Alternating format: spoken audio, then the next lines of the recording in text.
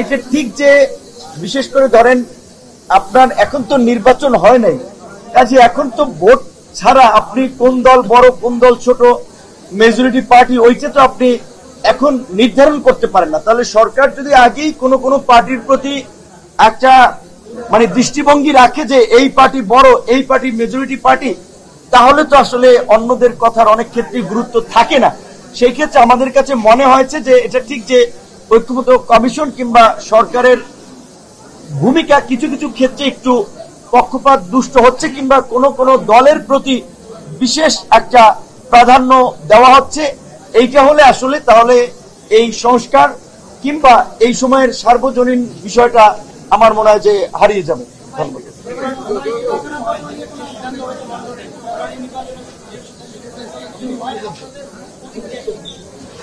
নির্বাচন বিষয়ে লন্ডনে কি বৈঠক হয়েছে এটা কিন্তু অফিসিয়ালি এখন পর্যন্ত সরকারের পক্ষ থেকে জোরালো ভাবে বলা হয় নাই। এখানে অন্য কিছু কিছু পক্ষ থেকে বলা হচ্ছে, এইটা বোধহয় আমার মনে হচ্ছে সঠিক আপনার তথ্য না।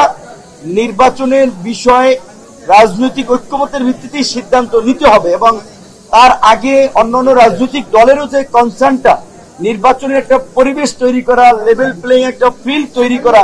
আপনারা একটা করে হয়তো মিডিয়াতে দেখেছেন, আমার এলাকায় যাইও কিন্তু যান নিয়ে কোনো মতে ফিরে আসার মতো পরিস্থিতি। কাজে এই পরিস্থিতিতে তো নির্বাচন আসলে পরিবেশ নিয়েও সবাই এখন ভাবছে কনসার্ন।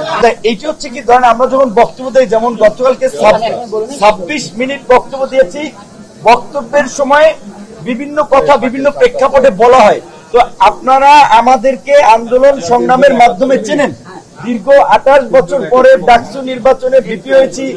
এই ভাই আপনার সাইড টক কেন বলেন, একজনের কথা বললে যদি সাইড টক ডিস্টার্ব হয়, যে এইখানে আমাদের জাতীয় রাজনীতির একটা অবস্থান পরিচিতি, আমরাই যদি এলাকায় গিয়ে জিম্মি হয়ে পড়ি, আমাদেরকে উদ্ধারে যদি পুলিশ সেনাবাহিনী লাগে এবং রাতভর এই যুদ্ধ করে ভোর রাতে উদ্ধার করে, তাহলে নির্বাচনের পরিবেশ বা রাজনীতির মাঠের পরিবেশ কতটুকু আছে সেটি নিয়ে তো অবশ্যই আমাদের একটা প্রশ্ন থাকবে। কিন্তু নির্বাচন কখন হবে, ভোট কখন হবে, সেটা রাজনৈতিক ঐক্যমত্যের ভিত্তিতে সিদ্ধান্ত হবে। আমার দলে একটা পজিশন থাকতে পারে, কিন্তু সামগ্রিকভাবে সবাই ঐক্যমত্যে না পৌঁছলে তো আমি বললি তো ইলেকশন হবে কিংবা হবে না এরকম সিদ্ধান্তে সরকার পৌঁছতে পারবে না। আমরা বলবো সরকারকে এবং রাজনৈতিক দলগুলোকেও কার্যত, আমরা তো ঠিক ঢাকা শহর থাকার সুবাদে গ্রামে তো আমরা প্রত্যেক মাসে যাই না, গ্রামে গিয়ে যতটুকু মনে হয়েছে কিংবা অন্যান্য সহকর্মীদের মাধ্যমে এলাকার খোঁজখবর নিয়ে যতটুকু জানতে পেরেছি,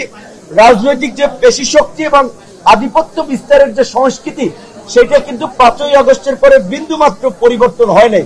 কাজে এরকম একটা সিস্টেম বলবৎ রেখে কেমনে আপনারা লেভেল প্লেইং ফিল্ড তৈরি করবেন আর নির্বাচনের মাঠে পরিবেশ তৈরি করবেন।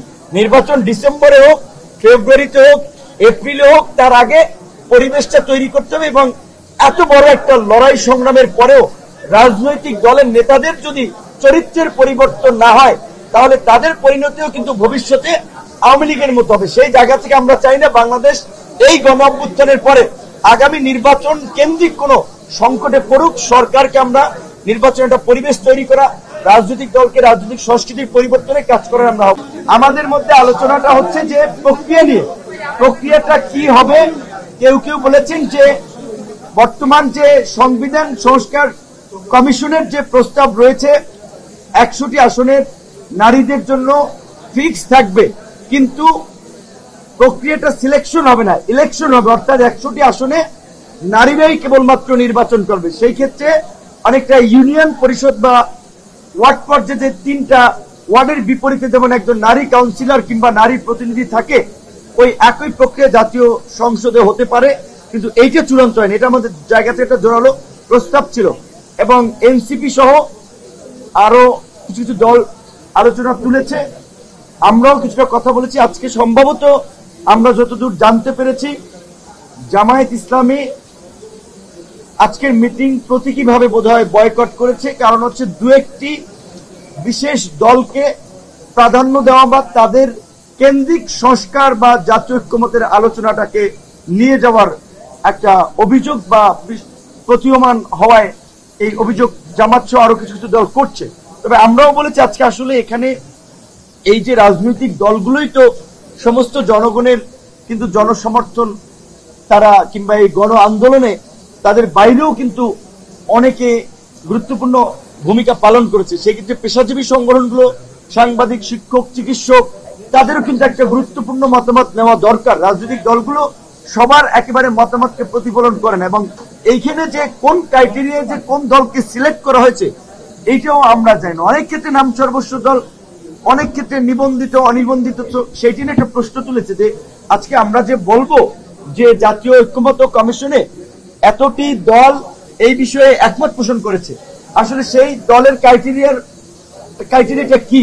বিশেষ করে এখানে যে এই যেটা জুলাই সনদ কিংবা জাতীয় সনদ হবে, সেখানে বারবার বলা হচ্ছে যে বিভিন্ন রাজনৈতিক দল সিগনেটারি হবে।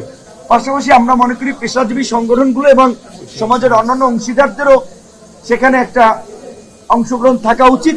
এবং সর্বোপরি যেটি আমরা বারবার জোর দিচ্ছি, 90-এ 3 জোটের রূপরেখা হয়েছিল, ভালো ভালো কথা বলছে, লিখে দেন, সবাই মাইনে নিয়েছে।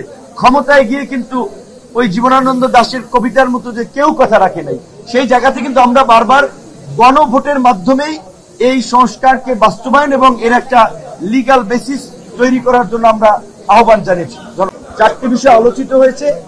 একটি হচ্ছে যে অর্থ বিল, আস্থা বিল, জাতীয় নিরাপত্তা, সংবিধান সংশোধন। কিন্তু অনেকেই বলেছে যে বাংলাদেশে এই পর্যন্ত যে কয়েকবার সংবিধান সংশোধন হয়েছে অনেকটা দল এবং ব্যক্তির স্বার্থে, কাজে এই ক্ষেত্রে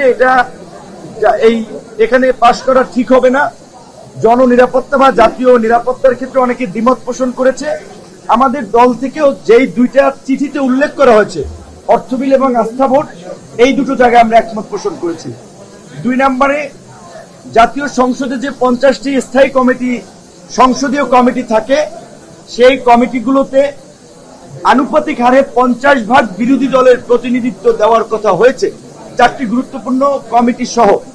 সেটি তো সব রাজনৈতিক দলই মোটামুটি একমত পোষণ করেছে। 3 নম্বরে সংসদে নারীর আসন কিংবা নারীর প্রতিনিধিত্ব নিশ্চিত করার ক্ষেত্রে 100টি আসন সংরক্ষিত করার বিষয়ে সব রাজনৈতিক দলই কিন্তু একমত হয়েছে, আমরাও একমত। কিন্তু ঈদ মোবারক। জাতীয় ঐক্যমত্যের কমিশনের আজকে সকাল 11টা থেকে অনুষ্ঠিত মিটিংয়ে এখন পর্যন্ত 3টি বিষয়ের উপরে আলোচনা করে মোটামুটি ঐক্যমত্যে পৌঁছানো গেছে। প্রথম বিষয়টি হচ্ছে যে সংবিধানের 70 নম্বর অনুচ্ছেদের ক্ষেত্রে বিভিন্ন রাজনৈতিক দলগুলো 4টি বিষয়ে যে প্রার্থীরা যেন নিজ দলের বিরুদ্ধে ভোট দিতে পারে না, তার মধ্যে 2টো বিষয় ঐক্যমত পোষণ করেছে।